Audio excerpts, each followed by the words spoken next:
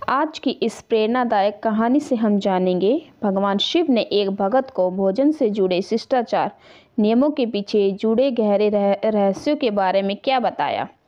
भोजन न केवल हमारे शरीर को ऊर्जा देता है बल्कि हमारी आत्मा और संस्कारों की भूमिका निभाता है। आइए इसे एक कहानी के माध्यम से विस्तार से समझते हैं। नमस्कार दोस्तों, आप सभी का हमारे YouTube चैनल पर एक बार फिर तहे दिल से स्वागत है। तो दोस्तों, अगर आप सच में भगवान शिव के सच्चे भगत हैं तो कृपया वीडियो को लाइक करें, शेयर करें और कमेंट में हर हर महादेव जरूर लिखें। हे भगवान शिव, जो भी इस वीडियो को लाइक करेंगे, अपने दोस्तों के साथ शेयर करेंगे और कमेंट में हर हर महादेव लिखेंगे, उनका जीवन खुशियों से भर दे। बहुत समय पहले की बात है। बहुत छोटे से गांव में भोला नाम का एक व्यक्ति रहता था।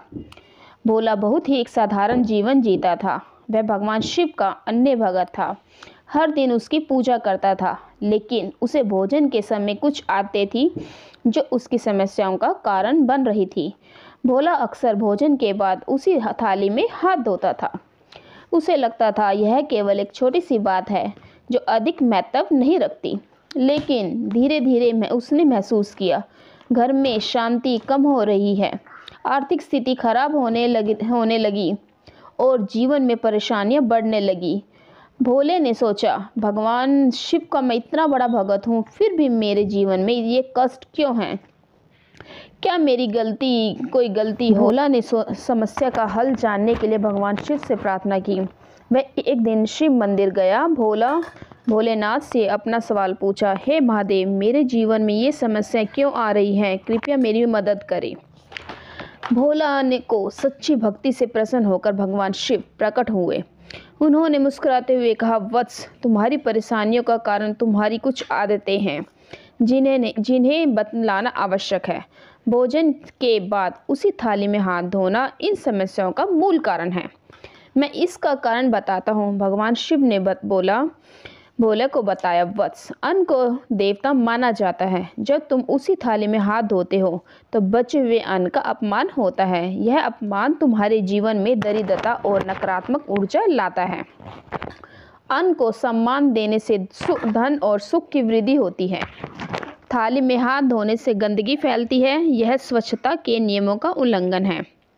अशुद्धता से मानसिक और शारीरिक स्वास्थ्य पर बुरा प्रभाव पड़ता है। यदि शरीर और मन शुद्ध नहीं होंगे तो प्रगति कैसे संभव है? शिव ने समझाया, भोजन एक पवित्र क्रिया है। जब तुम इसे आदर से नहीं ग्रहण करोगे तो घर में सकारात्मक ऊर्जा कम होने लगती है। थाली में हाथ धोने की आदत इस ऊर्जा को नष्ट कर देती है।